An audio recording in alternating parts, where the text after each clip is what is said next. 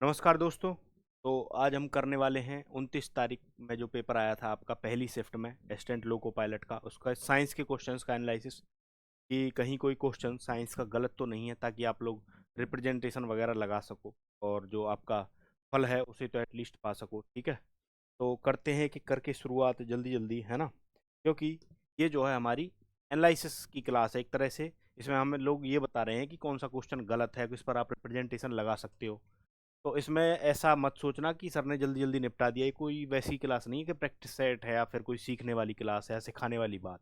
ठीक है जी, चलो करते हैं पहले क्वेश्चन की शुरुआत। निम्नलिखित में से कौन सा विकल्प ठोस पदार्थों के गुण को नहीं दर्शाता है? तो ठोस के गुण को कौन सा नहीं दर्शाता है, बताओ कौन सा नहीं दर्शाता है? ये रक्त जो है, रक्त नहीं दर्शाता है। ठीक है जी, रक्त नहीं दर्शाता है। तो इस क्वेश्चन पर आपको रिप्रेजेंटेशन लगानी चाहिए। ठीक है, इस क्वेश्चन पर आप लोग क्या करना, रिप्रेजेंटेशन लगाना। ये क्वेश्चन है डाउट में। ठीक है जी, तो इस क्वेश्चन पर आप लोग जरूर ध्यान से लगा देना। ठीक, चलो चलते हैं अगले क्वेश्चन की तरफ। थायरोक्सिन हार्मोन के संश्लेषण के लिए थायराइड ग्रंथि को किस तत्व की आवश्यकता होती है? तो कौन से तत्व की आवश्यकता होती है थायराइड ग्लैंड को, बताओ। है जी, कौन से तत्व की आवश्यकता होती है? आयोडीन की आवश्यकता नहीं होती? आयोडीन की आवश्यकता होती है। ठीक है जी, आयोडीन की आवश्यकता उसे होती है। तो यहाँ पर भी आप लोग ध्यान रखना, इसमें भी ध्यान रखना। ठीक है, ये भी चाहिए होते हैं ऑब्वियसली, लेकिन आयोडीन भी चाहिए होता है। ठीक है, तो यहाँ पर भी आप लोगों को एक रिप्रेजेंटेशन लगा देनी है। रिप्रेजेंटेशन लगाने में कोई बुराई नहीं है। ठीक है, चलो जी। एक संतति कोशिका में गुणसूत्रों की संख्या किस प्रक्रिया द्वारा आधी हो जाती है? तो किस प्रक्रिया द्वारा आधी हो जाती है किस प्रक्रिया द्वारा गुणसूत्रों की संख्या आधी हो जाती है? आप सभी को पता है, मियोसिस या फिर अर्धसूत्री विभाजन द्वारा जो गुणसूत्रों की संख्या वो क्या हो जाती है, आधी रह जाती है। वहीं अगर बात करें समसूत्री विभाजन, समसूत्री विभाजन होता है एक माइटोसिस, तो उसमें गुणसूत्रों की संख्या बराबर रहती है। उसमें गुणसूत्रों की संख्या क्या रहती है, बराबर। और एमाइटोसिस जो है ये प्रक्रिया करता है आपका विषाणु। ठीक है, विषाणु जो है इस प्रक्रिया के द्वारा कोशिका विभाजन करता है, एमाइटोसिस। चलो जी, अगले क्वेश्चन की तरफ चलते हैं। द्रव्यमान संरक्षण के नियम के अनुसार निम्न में से कौन सा कथन सही है? रासायनिक अभिक्रिया में द्रव्यमान सर्जन किया जा सकता है। क्या ये कथन सही है? द्रव्यमान सर्जन नहीं किया जा सकता। ठीक है, द्रव्यमान सर्जन नहीं किया जा सकता। ये देखो अगला स्टेटमेंट, रासायनिक अभिक्रिया में द्रव्यमान का न तो सर्जन किया जा सकता है, नहीं विनाश किया जा सकता है। ये वाला कथन जो है वो बिल्कुल सही है, ये द्रव्यमान संरक्षण का नियम भी है। ठीक है, जैसे ऊर्जा संरक्षण का नियम आपने पढ़ा होगा, ऊर्जा को न तो नष्ट किया जा सकता, ना ही पैदा किया जा सकता है, बल्कि एक रूप से दूसरे रूप में उसे रूपांतरित या परिवर्तित किया जा सकता है। चलो जी, निम्न में से कौन सा यौगिक असंतृप्त है? तो असंतृप्त यौगिक में कार्बन कार्बन के बीच जो है क्या पाए जाते हैं, डबल बॉन्ड या ट्रिपल बॉन्ड पाया जाएगा।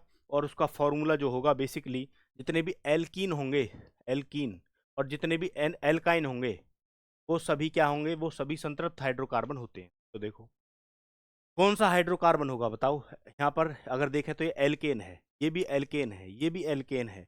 एल्केन जो होते हैं वो संतृप्त होते हैं, हमसे पूछा है असंतृप्त। ये वाला जो है ये इस फॉर्मूले को जो है फॉलो कर रहा है। तो ये जो है क्या है, ये आपका असंतृप्त हाइड्रोकार्बन है। ठीक है जी, चलो आगे की तरफ जल्दी जल्दी।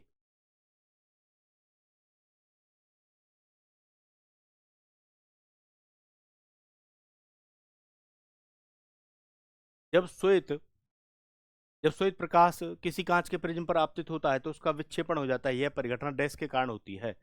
कांच का अपवर्तनांक अलग अलग होने के कारण, विभिन्न रंगों के लिए कांच का जो अपवर्तनांक है वो अलग अलग होता है। इस वजह से ये घटना जो है आपको देखने को मिलती है, वर्ण विक्षेपण की। ठीक है, वर्ण विक्षेपण की घटना देखने को मिलती है। चलो जल्दी जल्दी। यदि कोई बल F किसी पिंड पर इस प्रकार कार्य करता है कि पिंड बल की दिशा में x दूरी से विस्थापित हो जाता है, तो बल द्वारा किया गया कार्य आप सभी जानते हैं, कार्य बराबर होता है बल गुणा विस्थापन। ठीक है, बल गुणा क्या होता है, विस्थापन। हालांकि एक और कंपोनेंट होता है बल और विस्थापन के बीच की कोण की कुज्या के। ठीक है, लेकिन ज्यादातर यही चलता है। तो यहाँ पर जो है बल F है और विस्थापन x है। तो option B is the correct answer of this question. चलो जी।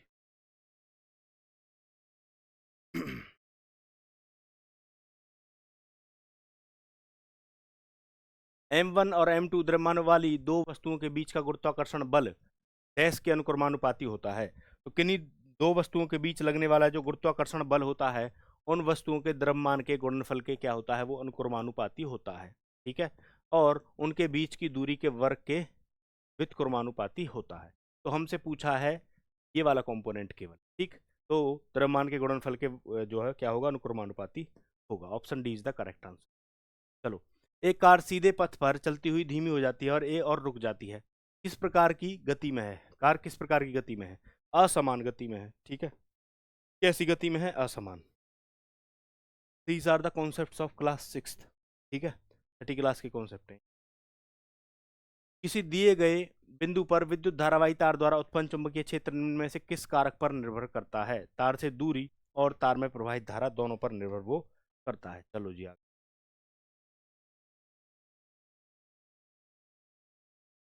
जब किसी वस्तु को दर्पण के मुख्य फोकस और ध्रुव के बीच की स्थिति में रखा जाता है तो अवतल दर्पण द्वारा बनाने वाला प्रतिबिंब की प्रकृति डैश होती है, आभासी और सीधी होती है।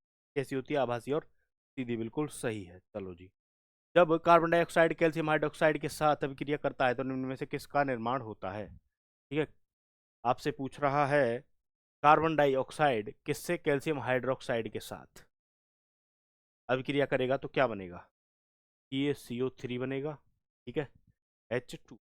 ठीक है जी, CaCO3 बनेगा और H2O बनेगा। तो यहाँ पर देखो CO2 कार्बन डाइऑक्साइड है, नहीं है, तो कैल्शियम कार्बोनेट है ऑप्शन में, ये बनेगा। ठीक है, चलें आगे। चलो जी। ठोस पदार्थों के गुण को दर्शाता है निम्न में से कौन सा? ठोस पदार्थ के गुण को कौन सा दर्शाता है ये बताना है। उनकी स्पष्ट सीमाएं और स्थिर आयतन होता है ठोस पदार्थों के गुणों में, ठोस पदार्थों में। चलो, ये कहीं ना कहीं थोड़ा करेक्ट लग रहा है। ठीक है, उनकी एक निश्चित आकृति होती है। चलो जी, ये भी थोड़ा लग रहा है। उनके आकार में परिवर्तन करना क्या नहीं है? कठिन नहीं है। ठीक है, उनके आकार में परिवर्तन करना कठिन नहीं है। चलो, बाह्य बल लगने पर ये अपना आकार बनाए रखते हैं। बाह्य बल लगाने पर इनका आकार जो है थोड़ा बहुत बदलता है, डिफ्लेक्ट होता है। तो देखो, उनकी सीमाएं, स्पष्ट सीमाएं और स्थिर आयतन होता है। ये कहीं ना कहीं जो स्टेटमेंट है ये क्या है? करेक्ट है। ये थोड़ा कहीं ना कहीं करेक्ट है। उनकी एक निश्चित आकृति होती है, उनका एक डेफिनेट शेप होती है। डेफिनेट क्या होती है? शेप होती है। ठीक है, ये भी सही है कहीं ना कहीं। बाह्य बल लगाने पर ये अपना आकार जो है थोड़ा बहुत बदलते हैं या फिर बनाए रखने की चेष्टा करते हैं। अपना जो आकार है वो सही बनाए रखने की क्या करते हैं? चेष्टा करते हैं। उनके आकार में परिवर्तन करना कठिन नहीं है। क्या उनके आकार में परिवर्तन करना कठिन नहीं है? बताओ।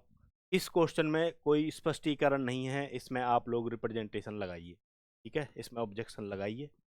ये भी क्वेश्चन जो है क्लियरली कुछ स्टेट नहीं कर रहा है। हालांकि मैं एक बार इंग्लिश में और देख लूंगा, क्योंकि मुद्दा एक नहीं है। वो हिंदी में कई बार क्वेश्चन गलत ट्रांसलेट कर देते हैं और फिर वो कहे रखते हैं। पहले उनकी गाइडलाइन में है कि वो इंग्लिश के अनुसार एवेल्यूएट करेंगे अगर कोई रिप्रेजेंटेशन आती है। ठीक है जी, तो वो फिर इसका इंग्लिश वर्जन देखेंगे हम लोग। अगर उसमें ठीक होगा तो फिर जो है ये सही होगा, है ना। चलो जी। निम्नलिखित में से कौन सी अभिक्रिया कैल्शियम ऑक्साइड और जल से बुझे हुए चूने के निर्माण को दर्शाती है? संयोजन अभिक्रिया, है ना। संयोजन अभिक्रिया जो है दर्शाती है। देखो कैसे कैसे होता है। कैल्शियम ऑक्साइड, है ना, और जल, इससे निर्माण होता है किसका? जो है चूने का। ये हो गया बुझा हुआ चूना। और ये जो अभिक्रिया है इसमें क्या हो रहा है? संयोजन हो रहा है इन दोनों बेसिकली अणुओं का, है ना। तो ये जो है कैसा है? संयोजन अभिक्रिया। ठीक है जी, चलो आगे।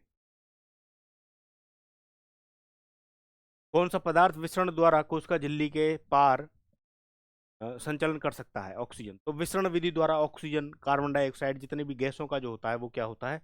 विसरण होता है। ठीक, और जो विलायक के अणुओं का होता है कोशिका झिल्ली के आर पार परासरण होता है। ठीक है जी, चलो सही है ये तो।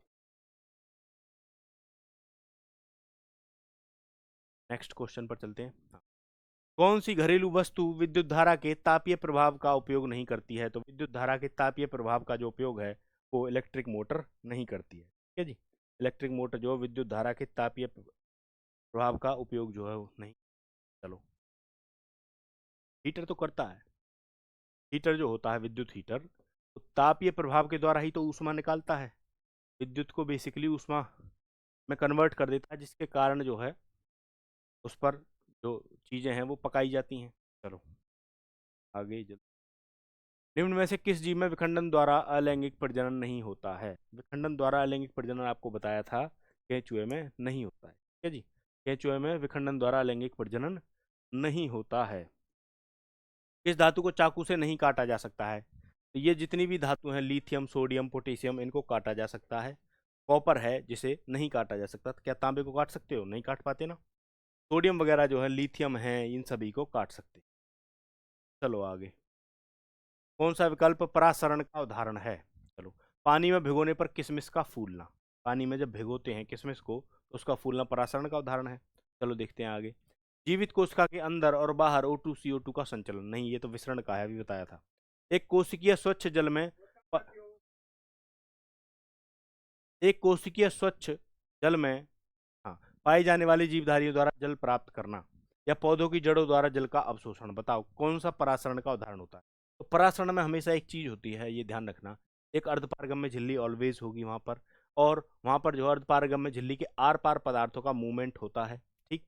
और वो मूवमेंट बेसिकली तब तक चलता रहता है जब तक कि दोनों जगह सांद्रता बराबर ना हो जाए, और ये मूवमेंट हमेशा वाटर का होगा, यानी सॉल्वेंट का होगा, चाहे सॉल्वेंट कोई और चीज हो, है ना, वाटर ना हो तो विलायक का होगा, है ना। ये हमेशा किसका होगा?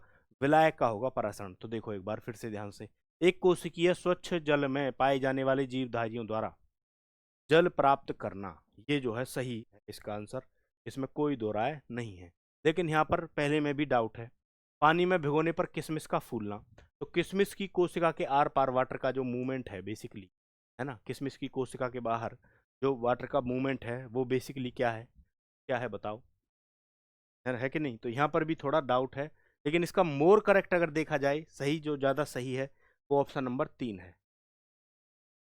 चलो जी आगे। तो बस समाप्त हो गया आपकी ये शिफ्ट, तो मिलते हैं नेक्स्ट शिफ्ट में। तब तक के लिए रंजीत सर आपको जीएस के क्वेश्चंस कराएंगे।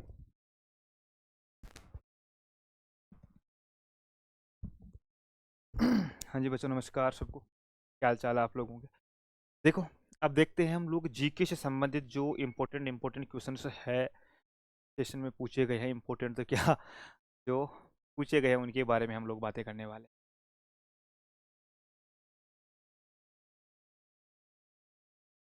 देखो, मैं बार बार आप लोगों को बोल रहा हूँ, एक ही पैटर्न के ऊपर ये क्वेश्चन पूछे गए हैं।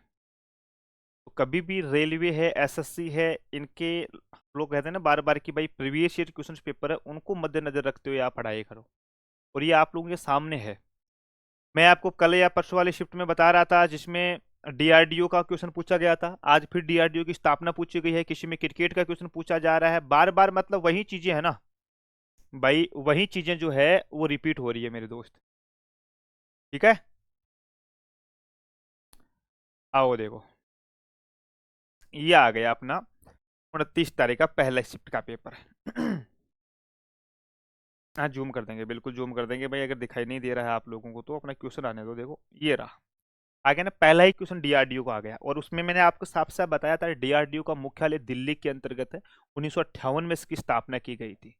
नई दिल्ली में है, 1958 में इसकी स्थापना की गई थी दोस्तों। ठीक है ना। और आपको मैंने अध्यक्ष भी बताया था, बताओ दे क्या नाम था? मैंने बताया था, बोला था कि इसरो के जो अध्यक्ष है उनका नाम है दोस्तों एस सोमनाथ, और इनके जो अध्यक्ष है उनका नाम है डॉक्टर, बताओ देखे तुम लोग। इतना मैंने बता दिया, आपको हिंट दे दी। ठीक है भाई, इतनी मैंने आपको हिंट दे दी। चलो आगे आ जाओ। आगे है आपके सामने, ये रहा। भारत में बाल संरक्षण उपायों को बढ़ाने के लिए 2023 में इनमें से किस अधिनियम में संशोधन किया गया? देखिए, एक तो शिक्षा का अधिकार, ये आया था 2009 के अंतर्गत, जिसको हम लोग आरटीआई बोलते हैं, आरटीई बोलते हैं, राइट टू एजुकेशन। और ये लागू हुआ था 1 अप्रैल 2010 को।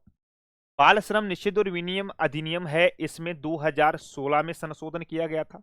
यौन अपराध पे बच्चों का जो एक्ट है, जिसको पॉक्सो एक्ट कहते हैं, ये 2012 के अंतर्गत आया था। किशोर न्याय बच्चों की देखरेख और संरक्षण अधिनियम है, यह दोस्तों 2015-16 में भी इसमें संशोधन किया गया था, 2023 में फिर से किया गया। किशोर, जिसको जुवेनाइल बोला जाता है, कि जो 16 से 18 साल का कोई भी बच्चा है, 16 से 18 साल का कोई बच्चा है जिसने कोई जघन्य अपराध कर दिया, हीनियस क्राइम कर दिया है, तो उसको वही सजा मिलेगी जो एक माइनर व्यक्ति को सजा मिलती है। चलो आगे आ जाओ। आगे बोला जाता है कि सितंबर 2024 में प्रधानमंत्री नरेंद्र मोदी ने राष्ट्रीय सुपर कंप्यूटिंग मिशन के तहत स्वदेशी रूप से विकसित 3 सुपर कंप्यूटर लॉन्च किए हैं। कौन सा भैया? परम रुद्र, है ना? कौन सा है? परम रुद्र मेरे प्यारे बच्चों लॉन्च किया गया है दोस्तों, ठीक है ना? चलो साहब, उसके बाद में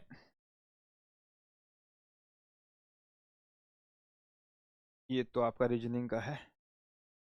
ये देखो, संगीत नाटक अकादमी का मतलब आपका साहित्य से क्वेश्चन भी लगातार आ रहा है, कल्चर का क्वेश्चन लगातार आ रहा है दोस्तों। साहित्य और कल्चर में से कोई भी क्वेश्चन पूछा जा रहा है कि 16 अक्टूबर 2024 को दिल्ली में भारतीय नृत्य पर 6 दिवसीय अंतर्राष्ट्रीय महोत्सव की मेजबानी की गई। क्या? अंतर्राष्ट्रीय महोत्सव की मेजबानी संगीत नाटक अकादमी कहां पे? नई दिल्ली में। कहां पे? नई दिल्ली में मेरे दोस्त, ठीक है? चलो आगे आ जाओ, देखिए फटाफट से आगे क्वेश्चन है आप लोगों के सामने। ये रहा, भारत ने शतरंज ओलंपियाड के 2024 संस्करण में इतिहास रचते हुए ओपन और महिला दोनों वर्गों में स्वर्ण पदक जीता है। ऐसा पहली बार किया है भारत ने शतरंज ओलंपियाड के अंतर्गत। इससे पहले प्यारे बच्चों भारत में ओपन में महिला के दोनों वर्गों के अंतर्गत स्वर्ण पदक नहीं जीता है। ऐसा पहली बार हुआ है जिसमें हम लोगों ने दोनों के अंतर्गत स्वर्ण पदक जीत लिया है। बिल्कुल सही क्वेश्चन था। और सुश्री यानुंग जामोह लेगो, जिन्हें 2024 में कृषि क्षेत्र में पद्मश्री अवार्ड से सम्मानित किया गया, इसका संबंध कहां से आता है? यानुंग जामोह का संबंध अरुणाचल प्रदेश से आता है, जिनको कृषि क्षेत्र में पद्मश्री। देखो पद्मश्री जो अवार्ड है ना, भारत का चौथा सर्वोच्च अवार्ड है। ये भारत का चौथा सर्वोच्च अवार्ड है, सर्वोच्च अवार्ड। इससे पहले कौन कौन से हैं? सबसे बड़ा अवार्ड है भारत का भारत रत्न, उसके बाद में पद्म विभूषण, फिर पद्म भूषण और फिर पद्मश्री, ठीक है ना? बाकी ये केवल कृषि के क्षेत्र में नहीं दिया जाता है, मैं आप लोगों को बता दूं, ये सभी क्षेत्र में दिया जाता है। लेकिन ऐसा कोई स्पेशल नहीं है कि भाई केवल कृषि है, केवल साहित्य है, केवल कला है, ऐसा नहीं है बिल्कुल भी। हालांकि हमने केवल स्पेसिफिक क्षेत्रों के लिए अलग भी अवार्ड है, जैसे साहित्य के क्षेत्र में हम ज्ञानपीठ अवार्ड देते हैं, स्पोर्ट्स के क्षेत्र में हम लोग मेजर ध्यानचंद खेल रत्न अवार्ड है, अर्जुन अवार्ड है, वो देते हैं दोस्तों। चलो आगे आ जाओ, आगे आप लोगों के सामने है, ये लो, कि परिमल नाथवानी की पुस्तक का शीर्षक क्या है जो 2024 में पीएम मोदी को भेंट की गई थी? परिमल नाथवानी दोस्तों, पहले भी मैंने कई बार बताया था आप लोगों से कि भैया ये क्वेश्चन पूछा जाएगा आप लोगों को। कॉल ऑफ द गिर, गिर जो अभ्यारण्य है, नेशनल पार्क है, उनसे संबंधित उन्होंने ये किताब लिखी थी गुजरात के ऊपर, और पूछ ली एग्जाम के अंतर्गत। अब देखो एसएससी जीडी वाले बच्चे, मैं बता दूं अगर आप तैयारी कर रहे हो तो वहां पर भी इस प्रकार के क्वेश्चन पूछे जाने की पूरी पूरी संभावना है। चलो आ जाओ साहब, निशानेबाज 2020 में पैरालंपिक में स्वर्ण पदक और 2024 में पैरालंपिक में रजत पदक जीतने वाला कौन सा खिलाड़ी है? पैरालंपिक 2020 वाला कहां हुआ था? टोक्यो में, और 2024 वाला पेरिस के अंतर्गत। दोनों में कौन है? मनीष नरवाल प्यारे बच्चों, ठीक है। और दोनों में स्वर्ण पदक जीतने वाले अगर पूछ ली जाए आप लोगों को, तो आप लोगों को याद रखना है अवनी लेखरा, अवनी लेखरा प्यारे बच्चों, ये लो, ठीक है, ठीक है साहब। चलो नेक्स्ट आ जाओ, आगे है मेरे प्यारे डियर, एक दो क्वेश्चन और है भी मेरे हिसाब से। ये रहा देखो, आरबीआई 2024 तक की स्थिति के अनुसार इनमें से कौन वर्तमान में आरबीआई के गवर्नर है? कितना प्यारा क्वेश्चन है। उर्जित पटेल पहले थे, इन्होंने त्यागपत्र दे दिया, फिर शक्तिकांत दास बनाए गए थे, इनसे पहले रघुराम राजन थे, डी सुब्बाराव पहले थे मेरे प्यारे बच्चों। यानी ये चारों व्यक्ति आरबीआई के गवर्नर रह चुके हैं, लेकिन वर्तमान में शक्तिकांत दास है। और जब मॉनेटरी पॉलिसी आई थी, मौद्रिक नीति, मौद्रिक नीति मेरे प्यारे बच्चों, मौद्रिक नीति के लिए पहले समिति गठित की गई थी, उस समिति के जो अध्यक्ष थे ना, वो उर्जित पटेल थे। कौन थे? वो उर्जित पटेल थे प्यारे बच्चों। चलो आगे आ जाओ, कला के क्षेत्र में योगदान के लिए किस कश्मीरी लकड़ी के नक्काशीकारों को 2024 में पद्मश्री अवार्ड दिया गया? देखो पद्मश्री अवार्ड से दो क्वेश्चन पूछ लिया, पद्मश्री अवार्ड से दो क्वेश्चन पूछ लिया, लगातार पूछा जा रहा है। गुलाब नबी डार कौन था? गुलाब नबी डार कश्मीर का था प्यारे बच्चों। और कश्मीरी लकड़ी के अंतर्गत नक्काशीकार का मतलब है उनको एक नई डिजाइन देने के लिए, उनको एक नई डिजाइन देने के लिए मेरे प्यारे डियर। आ जाओ, देखिए आगे और भी है क्या? ये हो गए मुझे ऐसा लग रहा है अपना। आकाश सर को बुला लो, आइए सर।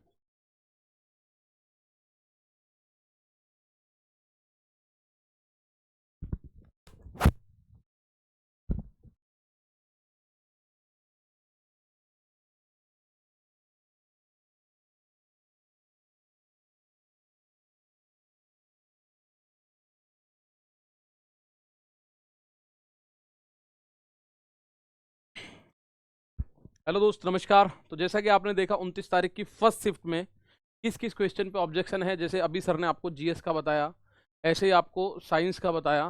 तो मैं अब आपको जो बताने जा रहा हूँ वो मैथ्स में बताने जा रहा हूँ। मैथ्स की सबसे पहले बात करूँ तो टोटल नंबर ऑफ क्वेश्चन 21 हैं भाई मेरे, टोटल 21 क्वेश्चन हैं। और मैंने इसमें कोई सिखाने की बात नहीं करी होगी, मैं इसमें आपको केवल और केवल क्रॉस चेक करवाऊंगा, बस इससे ज़्यादा कुछ नहीं होगा। 29 तारीख की फर्स्ट शिफ्ट की बात करें तो टोटल मैथ के 21 क्वेश्चन हैं। 21 के 21 क्वेश्चंस को एक बार क्रॉस चेक कर लेते हैं फटाफट से। ऑब्जेक्शन किसी में कोई नहीं लगाने का है, ठीक है भाई। तो यहाँ आप देखो, पहला क्वेश्चन आपके सामने ये आया -4। अब ये भाग होगा तो पहले बोर्ड मास के हिसाब से भाग होगा, तो -4 माइनस से 12 का भाग -6 इसमें देंगे तो 2 ही आएगा। और ये -2 यही इसने आंसर दिया हुआ है।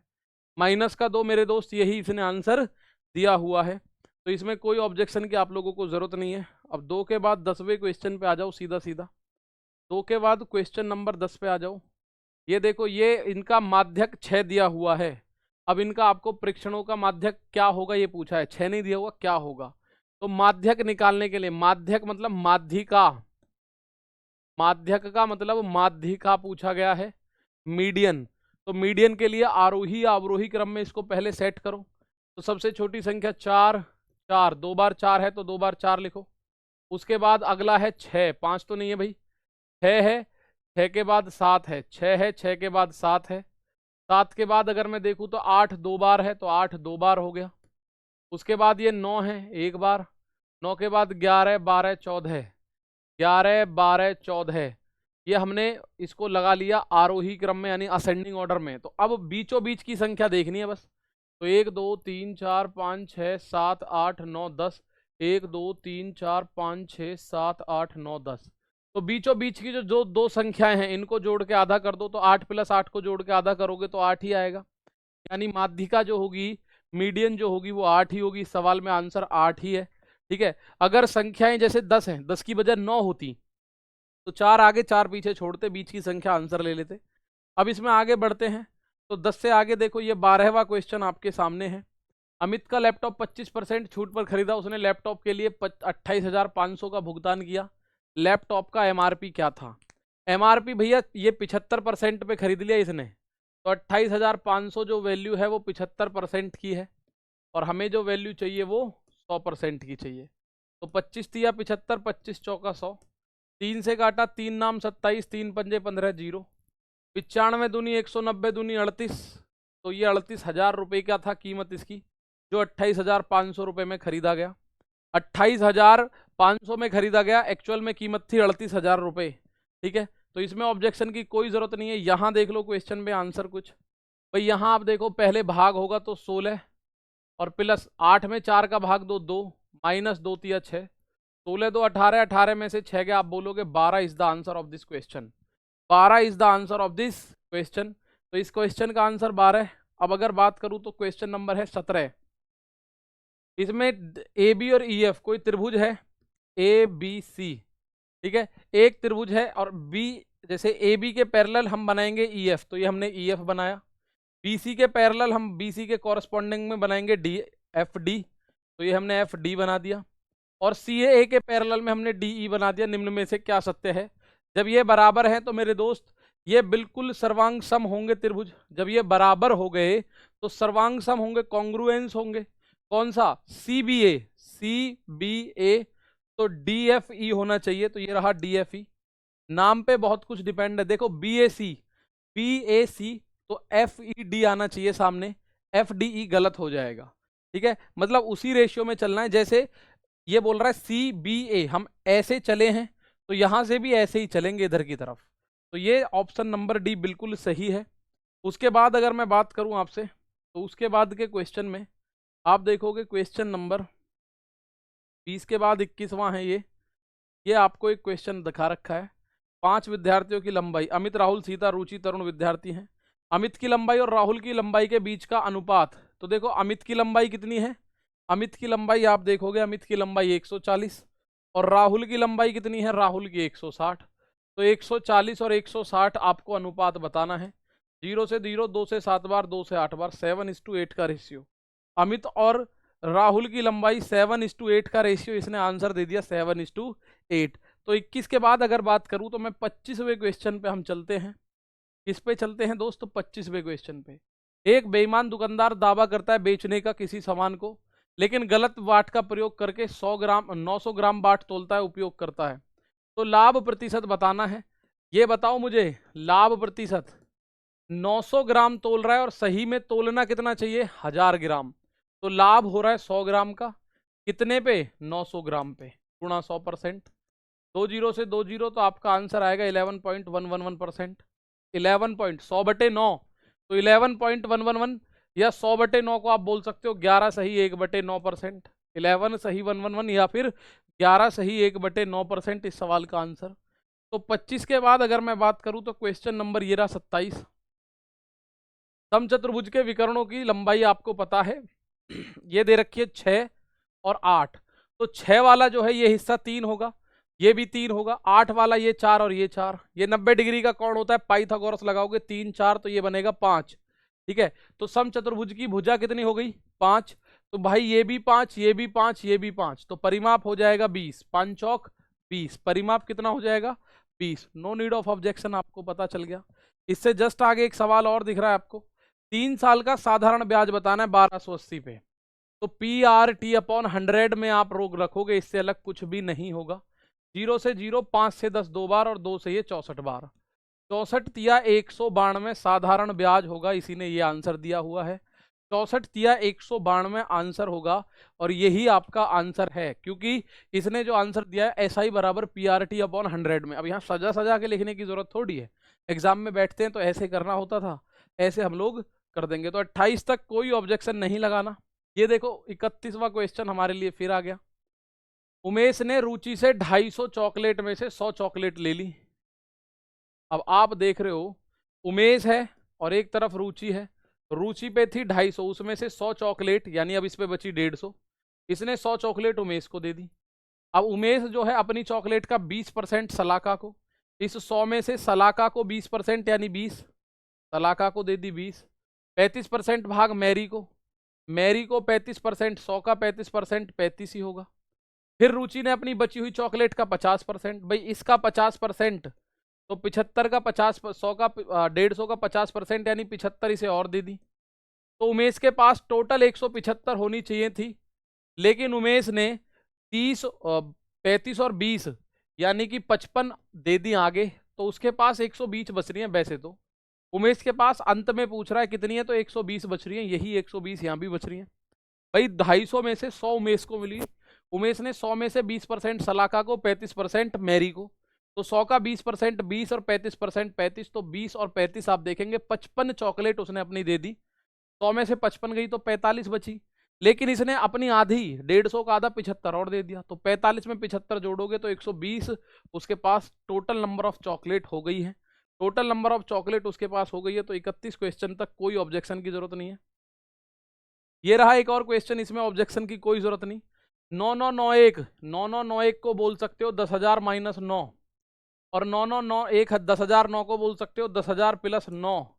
तो जब आप देखोगे फॉर्मूला है किसका, a का स्क्वायर माइनस b का स्क्वायर, तो ये 0 हो जाएंगी 8, 4 की बदल के ये हो जाएंगी 8, ठीक है, और ये हो जाएगा 81। तो 0 में से 1 गया, 9 बचा, 9 में से 8 गया 1, ये 9, ये 9, ये 9, ये 9, ये 9, ये 9, 1 2 3 4 5 6, 6 बार 9 और 19। तो देखो 2 2 4 2 6, 6 बार 9 और 19 इस सवाल में आपको देखने को मिलेगा। ऑप्शन नंबर 1, तो सीधी गुणा करनी है इसमें आप लोगों को। ऑप्शन नंबर 1 सही है इसका। तो 33 के बाद अगर मैं आगे चलूँ तो 42वें क्वेश्चन पे मुझे देखने को मिलेगा कोई मैथ का क्वेश्चन। 42वें क्वेश्चन पे आप लोग देखोगे मैथ का क्वेश्चन, ये रहा भाई। इसमें ज़्यादा दिमाग लगाने की जरूरत नहीं। 40 का 80%, 40 का 80% होता है 32। कितना होता है? 32। 25 के 4/5 से, 25 का 4/5 कितना होगा? 5 चौक 20। इससे कितना ज्यादा है? 12 ज्यादा है भाई। परसेंटेज में नहीं पूछा 32 20 से कितना ज्यादा है, तो 12 ज्यादा है। परसेंटेज में पूछा ही नहीं है, कभी आप परसेंटेज निकालने बैठ जाओ। 12 ज्यादा है। 40 का 80% होता है 32 और 25 का 4/5 20, तो कितना ज्यादा है? 32। 12 ज्यादा है, तो 12 आप लोगों का आंसर। 42 के बाद अगर मैं देखूं तो 51वें क्वेश्चन पे आपको देखने को मिलेगा मैथ का क्वेश्चन। तो मैथ का क्वेश्चन एक और ये रहा। 2 अंकों की संख्या के अंकों को पलट दे। 2 सवाल एक साथ हैं। 2 अंकों की संख्या के अंक पलट दो, योग 99, अंकों का अंतर 7। तो यही है भैया। 81 के अंकों को पलट दो, 18 योग 99 है, अंकों का अंतर 7। आप बोलोगे जी इनका भी 7 ही है, तो इसके अंकों को अगर मैं पलट दूं तो 99 तो नहीं बन रहा। 19 के अंकों को पलट दो तो भी 99 नहीं बन रहा। 29 के अंकों को पलट दो तो भी 99 नहीं बन रहा। भाई 99 भी तो बने। 99 केवल ऑप्शन ए में बन रहा है। उसके बाद नीचे देखो, 1 माइनस सेक स्क्वायर थीटा, ये बनेगा माइनस का tan square theta. 1 minus sine theta 1 plus cos theta, ये बनेगा 1 square minus sine square theta, जो कि बनेगा finally cos square theta. 1 plus cot square theta, ये बना कॉसेक स्क्वायर थीटा। ये फॉर्मूले हैं सीधे सीधे। तो टेन स्क्वायर थीटा को आप लिख सकते हो माइनस का sign square theta upon cos square theta. Into में ये कॉस स्क्वायर थीटा है और कॉसेक स्क्वायर थीटा को 1 अपॉन साइन स्क्वायर थीटा लिखा जा सकता है। इससे ये कटेगा, इससे ये कटेगा, फाइनली -1 आंसर आएगा। इसने यही आंसर दे रखा है आपको। फाइनली -1 आंसर आएगा मेरे दोस्त, इसने यही आंसर दे रखा है। तो 52 के बाद अगर मैं बात करूं तो 57 और 60 63 66। 57 देखो इनका HCF क्या आएगा? इनका HCF 2 आएगा बस। अगर मैं 310 208 और 180 को देखूं तो इनमें पहले 2 कॉमन आएगा, 155 104 और 90। अब कोई ऐसी संख्या नहीं है जो कॉमन आ जाए। आप बोलो 3 चेक करेगा, कर लो 3 चेक। 3 से 104 कटेगा ही नहीं। उसके अलावा कोई और 2 का मल्टीपल 4 नहीं आ सकता, 8 नहीं आ सकता। तो ऑप्शन के हिसाब से 2 ही मेरा आंसर है। ठीक है, तो 2 ही इसने आंसर भी दे रखा है। तो 57 के बाद अगर बात करें तो 60वें क्वेश्चन पे कूद पड़ो भाई। ये रहा, पी क्यू से 30% अधिक कुशल है। पी क्यू से अगर क्यू 100 है तो पी 30% ज्यादा यानी 130। तो इनकी क्षमता हो गई 13:10। ठीक है, अगर वे साथ मिलकर काम करें तो उसे पूरा करने में कितना समय लगेगा यदि पी अकेला किसी काम को 23 दिन में। पी 1 दिन में 13 करता है तो टोटल वर्क कितना है? 1 दिन में 13 करता है और पूरा काम 23 दिन में निपटा देता है, तो ये टोटल वर्क है। ये कह रहा है दोनों मिलके कितने दिन में करेंगे, तो दोनों मिलके 23 और 10, 13 और 10 23, दोनों की क्षमता 23 से भाग दे दो, आंसर आ जाएगा 13। इस सवाल का आंसर आप बोलोगे सर इसका आंसर हो गया सिंपली 13। ठीक है, यही इसने आंसर दे रखा है, तो कोई ऑब्जेक्शन की जरूरत नहीं है। 60 के बाद अगर बात करूं 63 पे आ जाओ। ये कह रहा है 60 और 40 की चाल से चल रही समान लंबाई की 2 रेलगाड़ी जब एक ही दिशा में चल रही होती हैं तो वो एक दूसरे को पार करने में 50 सेकंड। तो दूरी बराबर चाल गुणा समय। चाल कितनी हो जाएगी? दोनों एक दिशा में है तो एक साथ चाल घटेगी। चाल दूरी बराबर चाल गुणा समय। तो आप इसको 2 से काट सकते हो, 2 से 9 बार, 2 से 10 बार, 10 पंजे 50, यानी दोनों ट्रेनों की लंबाई आई 2500/9 मीटर। दोनों ट्रेनों की लंबाई कितनी आई? 2500/9 मीटर आई दोनों ट्रेनों की लंबाई। अब आप ये बताओ जब विपरीत चलेंगी तो उनको समय कितना लगेगा? समय बराबर दूरी बटे चाल। तो दोनों की लंबाई है 2500/9 दूरी, और जब विपरीत चलेंगी तो चाल दोनों की जुड़ेगी यानी 100 गुणा 5/18। तो इसको घुमा के ऊपर पहुंचा दो, 2500 गुणा 18 बनेगा और अपॉन में 9 गुणा 100 गुणा 5। तो 500 से 5 बार खत्म, 9 से 2 बार, तो 5 दूनी 10 सेकंड इस सवाल का आंसर। और यही आंसर उसने भी दिया हुआ है, यही आंसर उसने भी दिया हुआ है। तो 63 तक कोई डाउट किसी क्वेश्चन पर मत करना। एक ये क्वेश्चन है, इसमें भी कोई डाउट नहीं है। एक कालीन की सप्लाई के लिए एक ऑर्डर दिया गया जिसकी चौड़ाई 6 मीटर और लंबाई का माप चौड़ाई का 1.4 गुना है। यानी कि अगर उसकी चौड़ाई है 6 मीटर तो उसकी लंबाई है 6 का 1.44 गुना इतने मीटर। अब उस कालीन का मूल्य कितना होगा जिसकी लंबाई और चौड़ाई पहले की कालीन से 40 और 25% एक्स्ट्रा हैं। तो पहले की कालीन से 25% एक्स्ट्रा है क्या भैया, जिसकी लंबाई और चौड़ाई पहले की कालीन से 40%, यानी इससे 40% एक्स्ट्रा है। तो नई वाली एल क्या होगी, न्यू लंबाई, ये होगी 1.44। इससे 40% एक्स्ट्रा है लंबाई, तो इसकी लंबाई है 144%। नया बी क्या होगा, पुराने वाले बी से 25% ज़्यादा, तो 125। तो अब आपको बताना है इसका मूल्य क्या होगा। तो लंबाई गुणा चौड़ाई करके 45 की गुणा कर दो, लंबाई गुणा चौड़ाई, तो 6 गुणा 1.44 गुणा 140/100 लंबाई, तो ये है नई। चौड़ाई है 6 गुणा 125/100, और 1 मीटर स्क्वायर का जो कीमत है 45 रुपये है। 1 वर्ग मीटर की कीमत 45 रुपये है, ये लास्ट में बोल दिया। इसको जब भी आप कैलकुलेट करोगे तो ये आप कैलकुलेटर से करके देख लो, यही आ रहा है। कैलकुलेटर से करके देख लो, यही आंसर आ रहा है। कोई फर्क इसके आंसर पे नहीं पड़ता नजर आ रहा, ठीक है। इसके आंसर पे कोई भी फर्क पड़ता हुआ नजर नहीं आ रहा। क्यों, देखो और कोई ऑप्शन आपको दिखाई देगा 9 से कट रहा है क्या, 6 4 10 2 12, 12 और 1 13 2 15, ये 9 से नहीं कट रहा। ये देखो 6 और 6 12, 4 16 2 18 3 21, 9 से नहीं कट रहा। 8 और 8 16, 16 6 24, 16 6 22, 22 और 8 30 3 33, 9 से नहीं कट रहा। केवल ये 9 से कट रहा है, 8 2 10 4 14 4 18। और आप बोलो 9 कहाँ है, 9 इस 45 के अंदर छुपा हुआ है। ज्यादा गुणा भाग तो मैं नहीं बता रहा, लेकिन 9 का डिविजिबिलिटी रूल लगा हुआ है। केवल इसी ऑप्शन में 9 का मल्टीपल है, और किसी में 9 का मल्टीपल है ही नहीं। तो 66 के बाद अगर बात करूं तो 70 नंबर क्वेश्चन है, इसमें क्या करने का क्या नहीं करने का। बी का मान यहाँ 4 दे रखा है, यहाँ 2 है, तो यहाँ 4 करो तो ये 6 हो जाएगा। तो 6 4 5 ABC आ गया, लो 6 4 5 आ गया ABC। तो आप लोग सिंपली इसको कर देंगे सर 6 4 5 हमने कर दिया। तो 70वें क्वेश्चन के बाद है 72वां क्वेश्चन, और इस क्वेश्चन को आप आसानी से कर सकते हैं। 8 पुरुष 10 दिन में, तो मैं मेल कर रहा हूँ, 8 धाम 80 मेल डिफरेंस। 6 पुरुष 14 दिन में, 14 अच्छिंग 84 मेल। तो ये डिफरेंस करोगे 4 मेल बराबर। तो यहाँ फीमेल देखो, 12 महिला 10 दिन, तो 12 धाम 120 डिफरेंस, 14 अट्ठे 112, तो ये 8 फीमेल। तो यानी 1 मेल बराबर 2 फीमेल के है। 1 मेल 2 फीमेल के बराबर, ये सीधा सीधा हमारे पास रिलेशन आ गया। अब मैं फीमेल बना लेता हूं सभी को।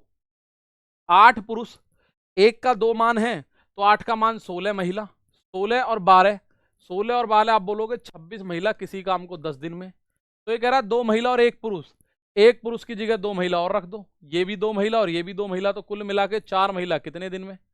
2 से आप देखोगे ये 13 बार और ये 5 बार, तो 13 पंजे 65, लेकिन ये 70 आ रहा है, तो 16 12 28 आएगा। 16 12 ये बनेगा 28 महिला 10 दिन में।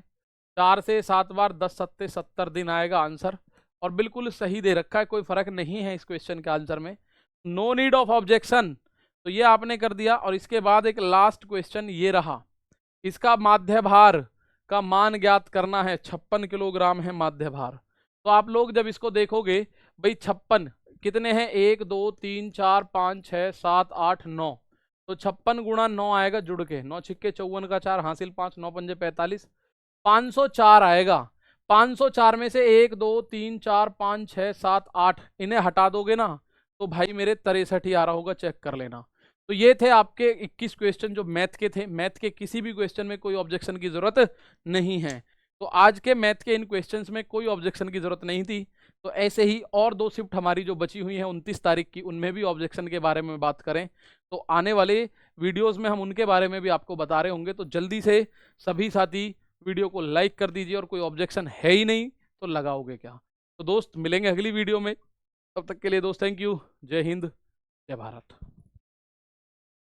प्यारे साथियों नमस्कार, कैसे हैं आप सभी लोग। उम्मीद करता हूं बहुत अच्छे होंगे, शानदार होंगे, जबरदस्त तरीके से, बहुत बेहतरीन तरीके से आने वाले पेपरों की तैयारी भी कर रहे होंगे। और मेरे प्यारे दोस्तों, मैं आपको बताने वाला हूं कि जो हमारा 29 तारीख को ALP का मेरे प्यारे दोस्त जो पेपर हुआ था पहली शिफ्ट का, उसमें रीजनिंग के कौन कौन से क्वेश्चन रहे थे। जिन्होंने पेपर दिया होगा उनको पता होगा ही पहले से ही।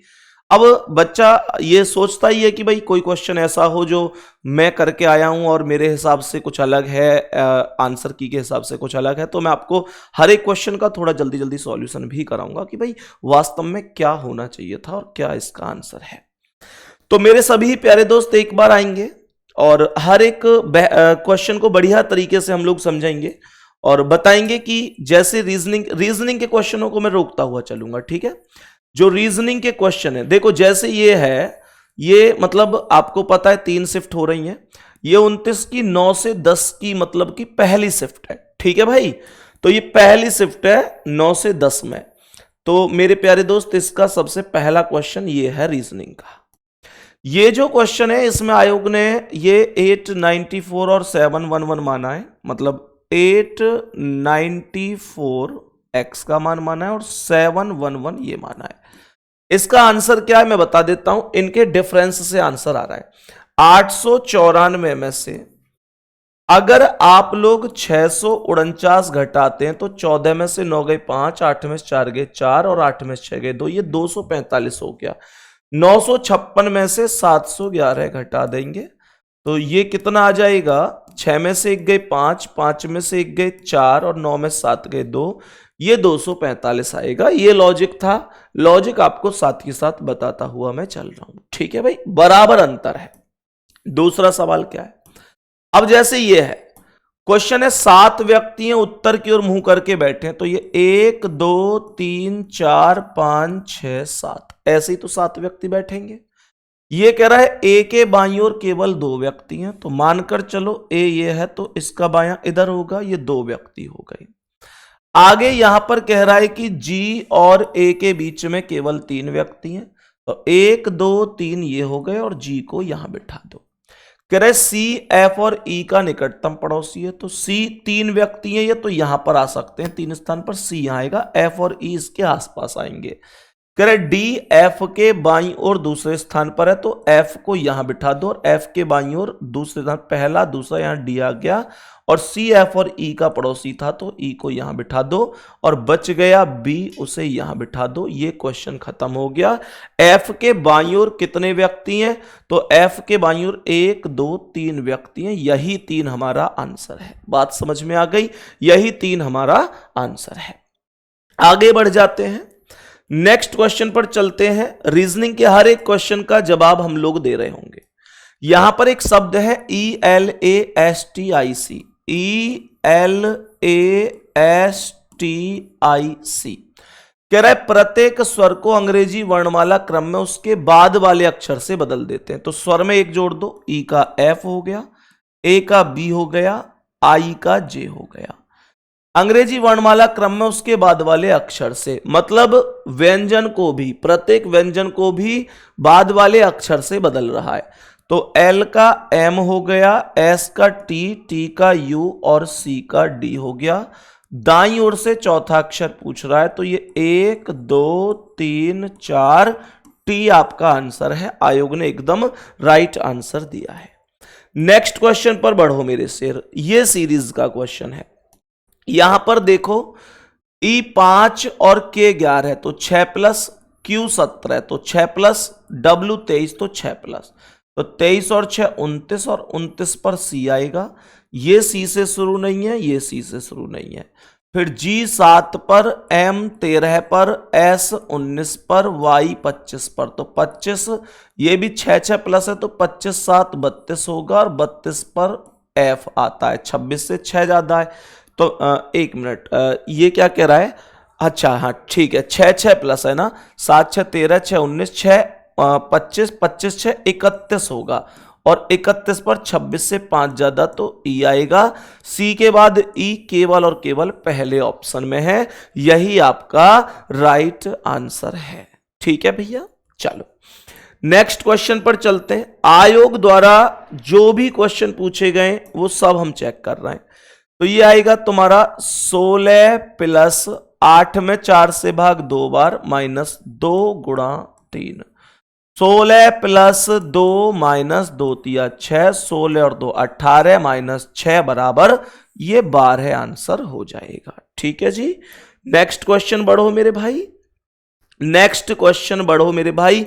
ये डायरेक्शन टेस्ट का क्वेश्चन है। मैंने ट्रिक बताई थी, सबसे पहले उत्तर, फिर पूर्व, फिर दक्षिण और फिर होगा पश्चिम। तो ये कह रहा है बिंदु वाई से चलना शुरू करता है, 9 चलता है दक्षिण में, ठीक है जी। फिर बाईं ओर मुड़कर 19, तो इसका बायां इधर ये 19 हो गया। फिर दाईं ओर मुड़कर 23, तो इसका दायां इधर ये 23 हो गया। फिर दाईं ओर मुड़कर 8, इसका दायां इधर ये 8 हो गया। फिर दाईं ओर 17, इसका दायां कुछ नहीं है तो ये हो जाएगा 17। कह रहा है फिर बाईं ओर मुड़कर 11, इसका बायां इधर कुछ नहीं है तो ये 11। फिर बाईं ओर मुड़कर जेड पर ठहरने के लिए 6, तो इसका ये 6 हो गया। तो ये पूर्व का अपोजिट पश्चिम है, 11 8 19 से ये 19 खत्म। दक्षिण और उत्तर अपोजिट है, तो ये कितना है, उत्तर के पास 17 और इसके पास है 23 और 9 32 6 38। तो आप लोग 38 में से 17 घटा दो, तो 8 में 7 गए 1, 3 में से 1 गए 2, 21 आएगा। और ये कह रहा है कि वाई पर दोबारा से पहुंचने के लिए कौन सी दिशा में उसे गाड़ी चलानी पड़ेगी। तो मेरे प्यारे दोस्त ध्यान से समझना, यहां पर एक्चुअल में अगर मैं आप लोगों से बोलूं कि ये प्रारंभिक बिंदु से किस दिशा में है, ये वाई से चलना आरंभ करता है। मैं इस क्वेश्चन की बात बता दूं, ये क्वेश्चन अगर आप लोग ध्यान से देख रहे हैं, बहुत अच्छी तरीके से समझना इस क्वेश्चन को। मैं इस क्वेश्चन को बहुत अच्छी तरीके से बता रहा हूं, फिर से रिपीट कर रहा हूं, डायग्राम बना के गौर से सुनना। सवाल मेरे प्यारे दोस्तों यहां पर ना ये कह रहा है कि बिंदु वाई से चलना आरंभ करता है 9 दक्षिण में। मानकर चलो ये वाई है, तो यहां से दक्षिण में ये 9 हो गया। फिर बाईं ओर मुड़ता है और 19, तो इसका बायां इधर ये हो गया और 19 हो गया। फिर दाईं ओर मुड़ता है और 23, तो इसका दायां इधर ये हो गया और 23 हो गया, ठीक है। फिर दाईं ओर मुड़ता है 8, तो इसका इधर ये हो गया और 8 हो गया। फिर दाईं ओर मुड़ता है 17, तो इसका ये हो गया और 17 हो गया। फिर बाईं ओर मुड़ता है 11, तो ये 11 और 8 19 पर यहां आ जाएगा, ये 11 हो जाएगा। फिर बाईं ओर मुड़ता है जेड पर ठहरने के लिए 6 चलता है, तो यहां पर ये 6 हो जाएगा। यहां पर ये वैल्यू 23 है, ये 17, तो यहां पर ये 6 हो गई। मेरे प्यारे दोस्त अब ये यहां पर हो गया। ध्यान से सुनना, सवाल अब यहां पर क्या कह रहा है, सवाल यहां पर कह रहा है मेरे प्यारे दोस्त कि अगर इस व्यक्ति को वाई पर चलना है, तो मेरे प्यारे दोस्त ये कितना हो जाएगा भाई, सीधी सी बात सुनो। अगर ये वैल्यू 23 है, हमने इस वैल्यू को 6 माना है, इस वैल्यू को हमने कितना माना है, 6 माना है, और ये 23 है और ये 9 है, तो ये 32 हो गई।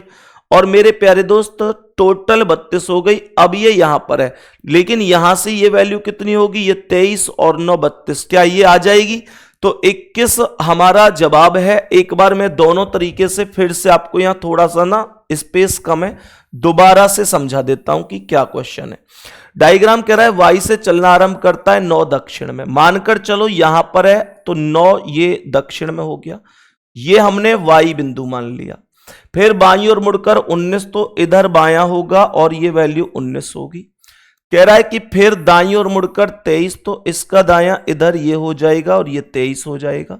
फिर दाईं ओर मुड़कर 8, तो मेरे प्यारे दोस्त दाईं ओर का मतलब इधर मुड़कर ये 8 आ जाएगा। फिर दाईं ओर मुड़कर 17, तो क्या बोलेंगे, दाईं ओर मुड़कर 17 का मतलब यहां से ये ऊपर गया है और ये वैल्यू 17 हो जाएगी। फिर कह रहा है फिर बाईं ओर मुड़कर 11, तो यहां पर बाईं ओर मुड़कर 11, ये 19 है, ये 8 है, तो बाईं ओर मुड़कर 11 में यहां आ जाएगा। फिर बिंदु जेड पर ठहरने के लिए 6 मीटर चलता है, कहां, बाईं ओर मुड़कर, तो बाईं ओर का मतलब इधर आएगा और जेड पर चलने के लिए 6 बोला है। जब ये वैल्यू 17 है, ये टोटल वैल्यू 23 है, तो मेरे प्यारे दोस्त मुझे एक बात बताओ, यहां से इसने बोला ये वैल्यू तो 23 17 है, अब ये कह रहा है 6, तो 6 का मतलब तो 17 से कम ही रहेगा, तो 6 यहां पर आ जाएगा।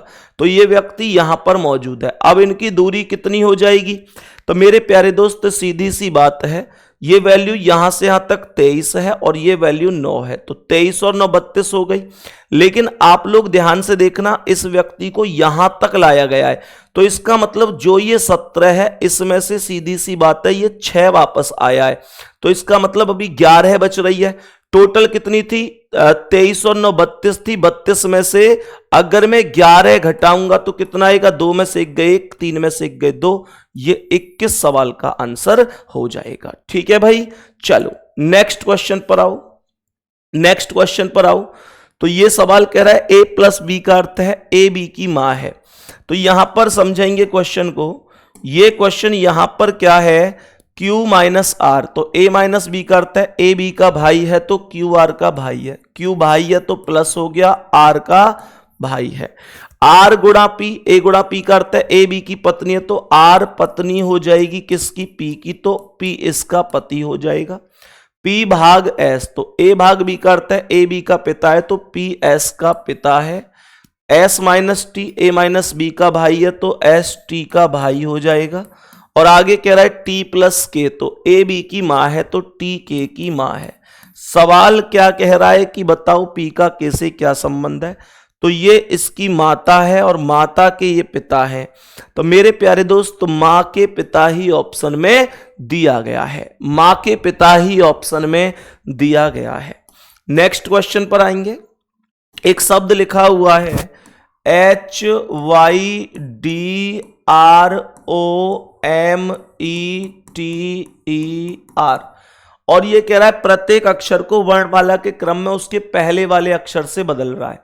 पहले वाले से बदल दो भाई, पहले वाले अक्षर से बदल दो। तो H का G हो गया, ये X हो गया, ये C, ये Q, ये N, ये L, ये D, ये S, ये D और ये Q। तो ये कह रहा है कि इस प्रकार बने अक्षरों को वर्णमाला में व्यवस्थित करना है। तो B इसमें है नहीं तो पहले कौन आएगा? C आ जाएगा। C आएगा, C हो गया। फिर ये 2 बार D आया है तो 2 बार D आएगा। E F G तो G आ जाएगा। H I J K L L आ जाएगा। M N तो N आ जाएगा। फिर O P Q, Q 2 बार है तो 2 बार Q आ जाएगा। फिर आ जाएगा आपके पास R S S और फिर X, तो 1 2 3 4 5 N जवाब हो जाएगा। N जवाब हो जाएगा। नेक्स्ट क्वेश्चन पर आओ। नेक्स्ट क्वेश्चन पर चलो, रीजनिंग के नेक्स्ट क्वेश्चन की ओर। कि नेक्स्ट क्वेश्चन कोई है क्या रीजनिंग का? ये रहा। सवाल कह रहा है उत्तर की ओर मुंह किए हुए 34 छात्रों की पंक्ति में जिग्नेश दाएं से 12वें पर है। तो ये जिग्नेश दाएं से 12 हो गया। कमलेश जिग्नेश के बाईं ओर 7वां है, तो इधर को बायां 7वां है तो सीधी बात है बाएं, ये दाएं से 19 हो जाएगा। भाई 12 है में 7 जुड़ गए। तो ये कह रहा है कि बाएं से कितने पर है कमलेश? तो टोटल 34 है। 34 में 1 जोड़ दो, 35 माइनस 19 16 आंसर हो जाएगा। 16 एकदम करेक्ट आंसर है। नेक्स्ट क्वेश्चन पर बढ़ो। इस सवाल को समझेंगे। कह रहा है कि प्लस का अर्थ माइनस है तो माइनस का अर्थ क्या है? गुणा। तो गुणा लगा दो। गुणा का भाग है तो भाग लगा दो और भाग का प्लस है तो प्लस। तो 28 गुणा 6 प्लस 4 माइनस 14 में 14 से भाग 1 बार। 6 48 का 8 हासिल 4 6 दूनी 12 4 16 प्लस 4 माइनस 1 172 माइनस 1 बराबर 171 हो जाएगा। मेरे सभी प्यारे दोस्त यहां पर आएंगे। यहां पर क्वेश्चन कर रहा है डे का कोड बताओ। डे का कोड पूछ रहा है। तो यहां पर डे यहां पर भी है, यहां पर भी है। कॉमन कौन है दोनों में? एम एन दोनों में कॉमन है, तो यही सवाल का आंसर है। नेक्स्ट क्वेश्चन पर आओ। भाई कॉमन दोनों में ये है तो दोनों में कॉमन वो होना चाहिए। बताओ भाई कौन कौन से? इसने 5 और 3 को बदला है, तो 5 के स्थान पर 3 और 3 के स्थान पर 5।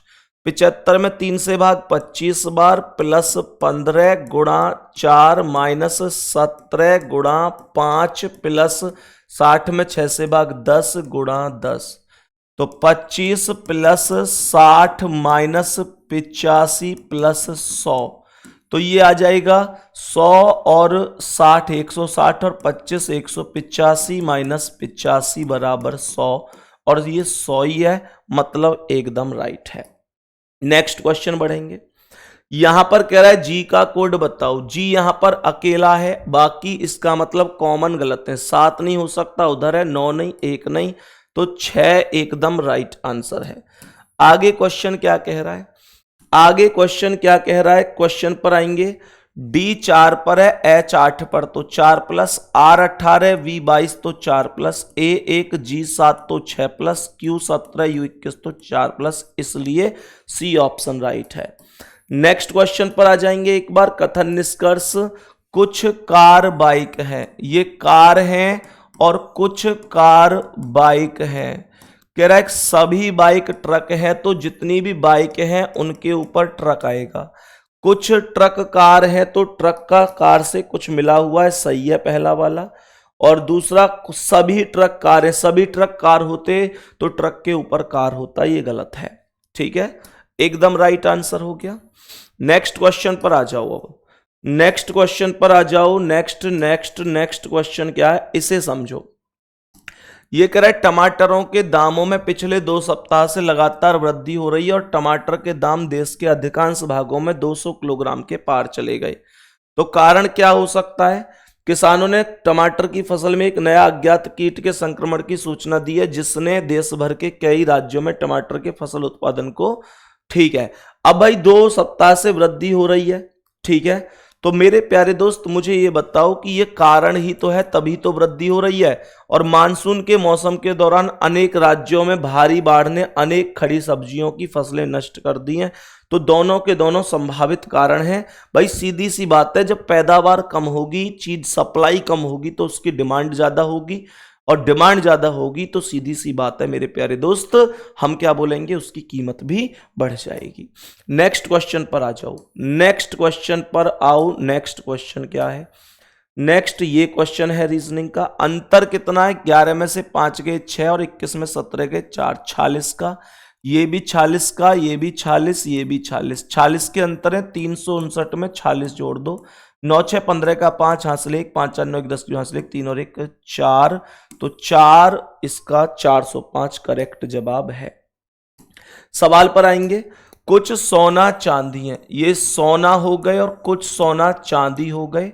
कुछ चांदी हीरे हैं, ये कुछ चांदी हीरे हो गए। कुछ हीरे सोना है, हीरा और सोना तो मिला हुआ ही नहीं है। कुछ चांदी सोना है, चांदी और सोना मिल रहा है, तो दूसरा वाला करेक्ट है। केवल निष्कर्ष सेकंड करेक्ट जवाब हो जाएगा। इस सवाल को समझेंगे।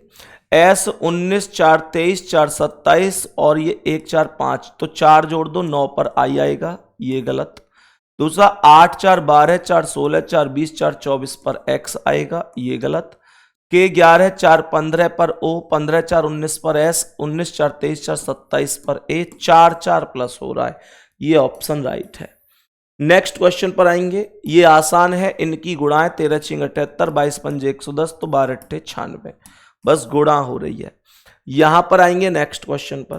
तो यहां पर n 14 m 13 -1 l बार है, k -1 s -1 p o, ये देखो -1। तो यहां पर आओ, j 10 पर p 16 तो 6, h 8 n 14 तो 6, L बार है, R 18 तो 6, O 15 और Q 22, तो ये 7 है, इसलिए यही राइट आंसर है। नेक्स्ट क्वेश्चन पर बढ़ो दोस्त। नेक्स्ट क्वेश्चन पर आओ मेरे वीर। ये कह रहा एक शब्द है JOURNEY, तो ये कह रहा है कितने जोड़े बने? JKLMN, तो J और N बन गया, J और N, OP, OPQRST, UVWXY, RST, NOP, EF, YZA, EFGHIJ, EFGHIJ, E और J जोड़ा बन गया, NOPQR RST 2 जोड़े बनेंगे, यही करेक्ट है, यही करेक्ट जवाब है। आगे क्वेश्चन पर आएंगे। क्वेश्चन कह रहा है 7 व्यक्ति हैं, एक गोले में बैठे हैं, तो ये इनके राइट हो गए, केंद्र की ओर मुंह है। ये कह रहा है कि P के बाईं ओर गिनने पर P और E के बीच में 3 है, A के दाईं ओर गिनने पर M और A के बीच 3 है। अगर ये A है तो 1 2 3 M यहां आ जाएगा। कह रहा है L M के ठीक दाईं ओर है तो L यहां आ जाएगा। F A के साथ E का भी निकटतम पड़ोसी है तो F यहां आएगा, A के साथ E का भी पड़ोसी है। P के बाईं ओर गिनने पर P और E के बीच में 3 है, P के बाईं ओर, तो P को यहां बिठा दो, बाईं ओर 1 2 3 हो गए।